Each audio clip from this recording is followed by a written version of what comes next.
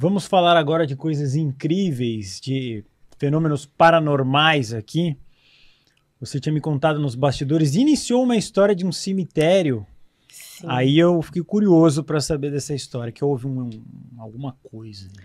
Teve uma época, acho que foi nos meus 15, 17 anos. Eu tinha uma amiga, eu gostava muito dela. E a gente saía para andar de bicicleta todo dia. Tá, pedalando, pedalando. Passei perto de um cemitério. Tava junto com ela. No que eu passei perto desse cemitério, eu quase caí da bicicleta, porque me veio uma voz muito nítida na minha cabeça, uma voz muito firme. E falou assim: olha, eu sou Maria Mulambo, sou sua pomba-gira. Pare de andar com essa menina agora, porque ela é falsa.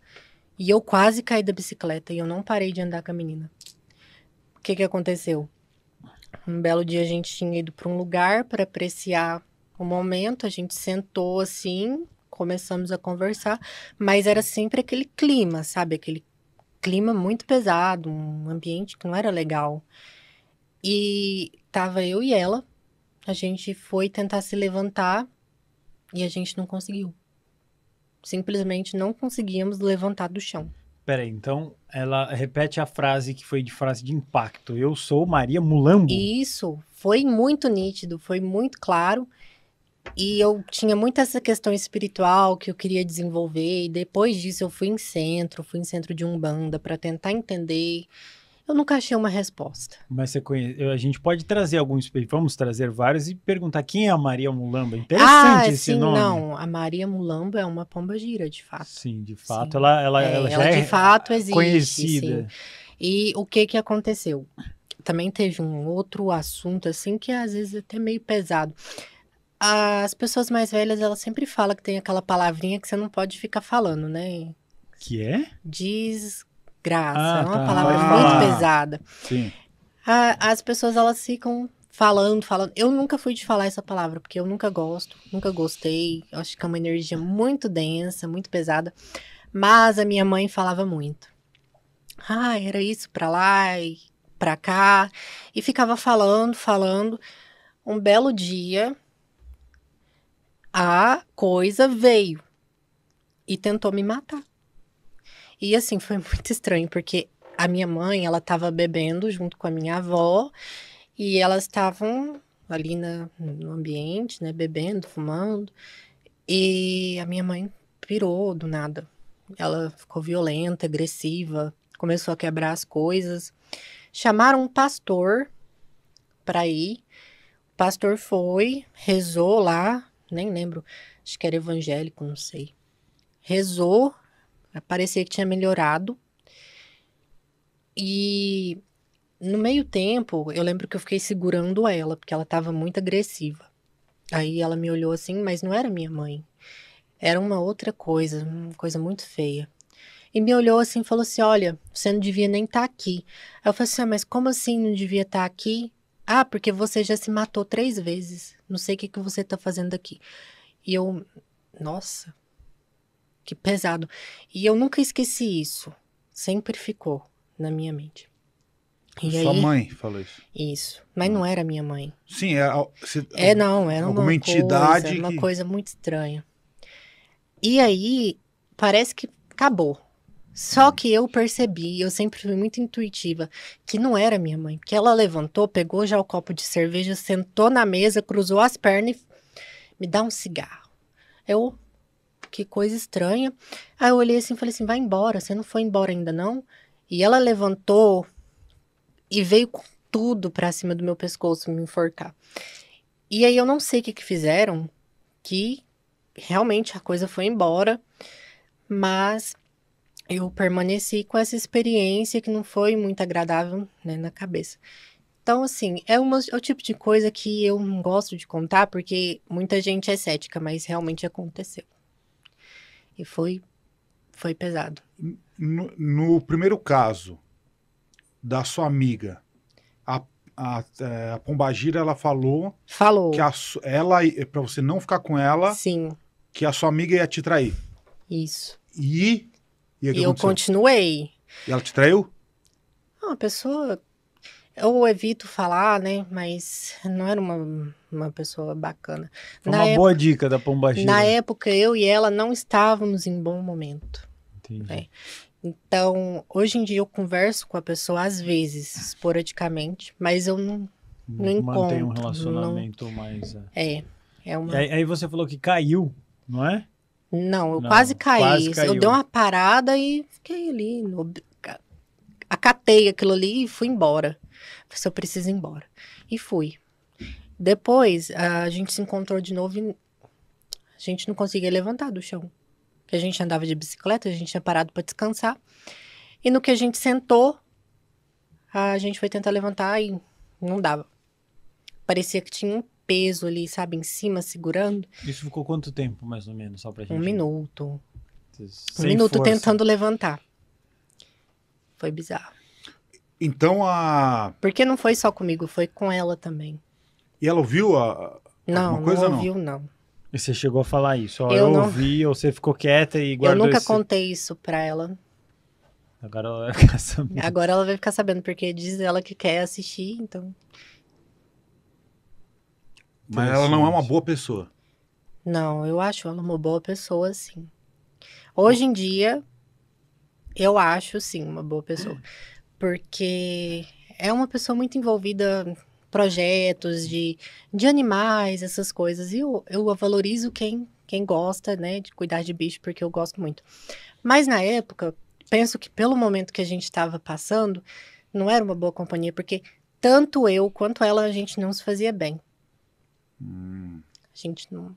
Você chegou a fazer um mapa astrológico disso, dela? Cheguei a fazer, mas eu não tenho mapa dela. Não, mas na época você fez. Fiz, mas eu não tinha esse conhecimento que eu tenho. Ah, entendi. Você então, fez, mas não sabia ler direito. Olhei superficialmente. E no segundo caso, que foi uma possessão, vamos dizer assim, né? Da minha mãe. Uma possessão maldita, podemos dizer, né? Porque ela tentou te enforcar. Foi um negócio sério, seríssimo. Mas aí curou essa história? Como é que foi? Resolveu isso? O padre... Da minha mãe? Não. A minha mãe, ela bebia muito, então não melhorou a situação com o decorrer do tempo. Na verdade, foi piorando ainda. E dentro da nossa casa, tinha muita... A gente tinha umas experiências muito ruins, assim, de coisas que quebrava... eram umas coisas... Era um ambiente pesado. Era. Mas eu penso que por conta do vício, penso que quando a pessoa ela bebe muito, ela nunca tá sozinha, né? Quem tem problema de vício, geralmente ela não tá bebendo e fumando só por ela. Ela tem todo um encosto. Um encosto. Às vezes são até 30 encostos. Nossa senhora. Então o negócio é brabo. Tipo o Vagnão, por exemplo. O Vagnão, ele fuma 30 cigarros por dia. Então ele tem 30 encostos. Às vezes a pessoa ela não fuma por ela, fuma por outra. Mas às vezes a pessoa ela fuma porque ela quer. Também tem esse ponto. Tá vendo? A culpa não é só minha, não. Tem 30 culpados. O que acontece é que depois que tudo isso aconteceu, eu tentei buscar uma resposta. Sim. Então eu me aprofundei no espiritismo, eu comecei a tentar entender o porquê que acontecia e foi essa a resposta que eu obtive. Inclusive, isso me leva a lembrar da história que você contou aqui, ou não contou ainda completamente, do sonho premonitório. Sim. O que aconteceu? Eu tinha ido morar com a minha mãe, acho que maio eu voltei, ou foi junho. Eu tava lá com ela e eu abri o mapa, meu retorno solar, que é uma técnica de previsão que a gente usa para ver como que vai ser o ano da pessoa.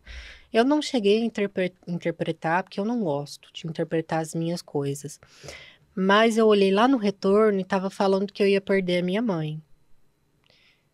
E aí, eu consegui ver aquilo ali, eu não quis acreditar, né? Porque ninguém quer acreditar nesse tipo de coisa.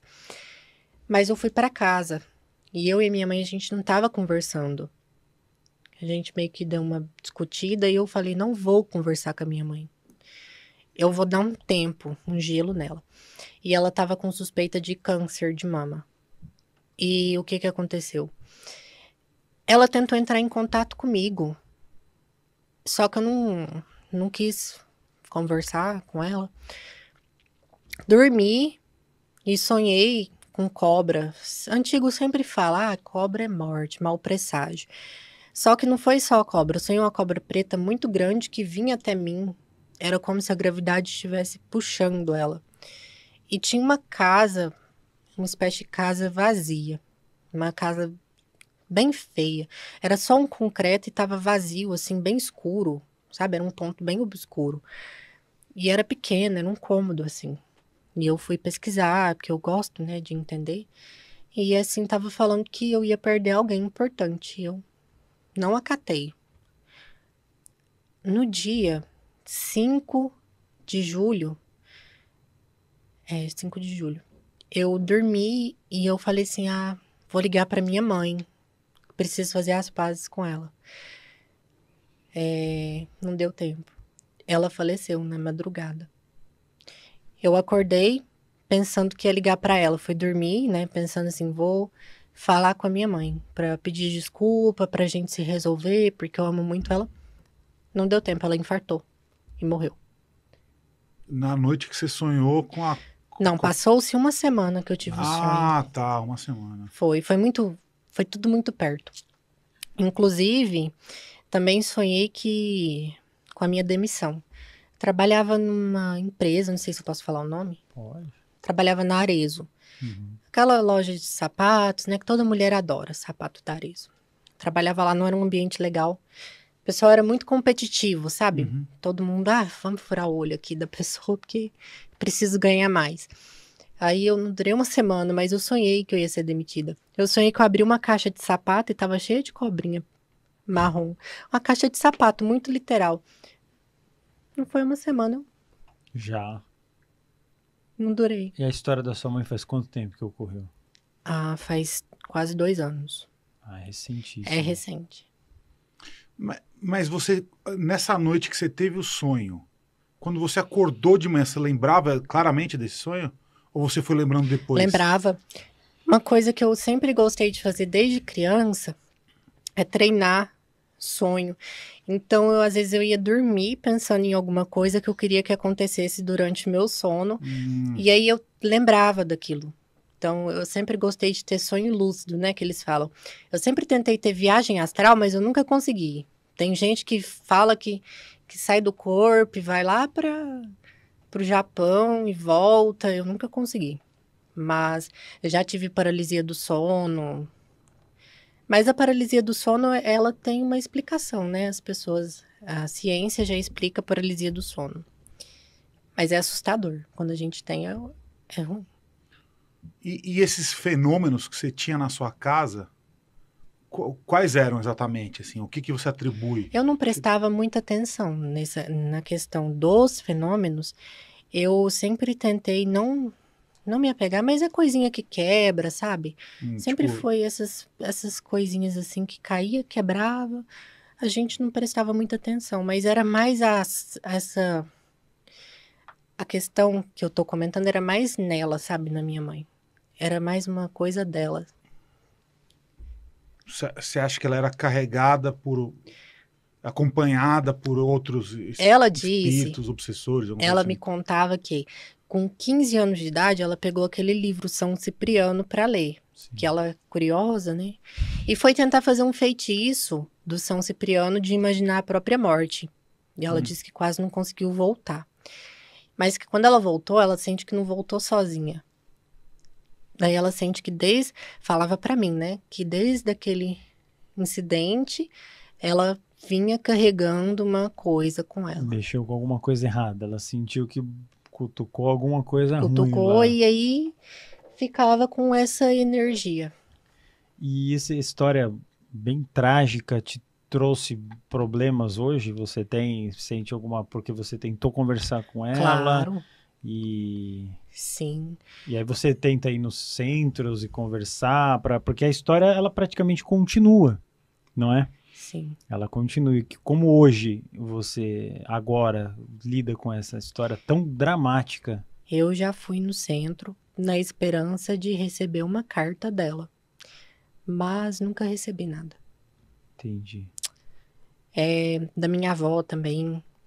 Eu ficava pensando que eu queria que elas conversassem comigo para me dar alguma resposta, né? Porque perder alguém que a gente ama é muito difícil. Dificílimo. E aí, como você comentou, sim, eu tive muitos problemas por causa disso. E até hoje eu tenho. Que às vezes me dá uma ansiedade, sabe assim, eu preciso fazer isso agora. Porque se eu não fizer, eu posso me arrepender pro resto da minha vida. E é uma coisa que eu carrego comigo. Porque ficou aquela cicatriz ali, Fica, né? não tem Enorme, como. não tem como. É difícil. É difícil. Você tá na esperança de É. conversar uma conversa que não houve. Ó, aconteceu o que comigo? Ano novo a gente foi passar em Gramado. Uhum. A gente passou em Gramado e tava dormindo, acordei, era ano novo e eu sonhei com ela. Eu sempre que eu vou dormir, eu fico na esperança de que eu vou encontrar ela, pra pelo menos matar um pouco das saudades, pra gente conversar um pouco. E ela falava assim: minha filha, você tá tão bonita, continua assim, feliz ano novo pra você, eu preciso ir embora agora. E eu acordei, eu chorei. E eu fiquei muito emocionada, porque foi muito nítido, sabe? Consegui ouvir a voz dela, ela me fazia uma ligação e eu atendi, e ela falava assim: oi, meu amor, onde que você tá?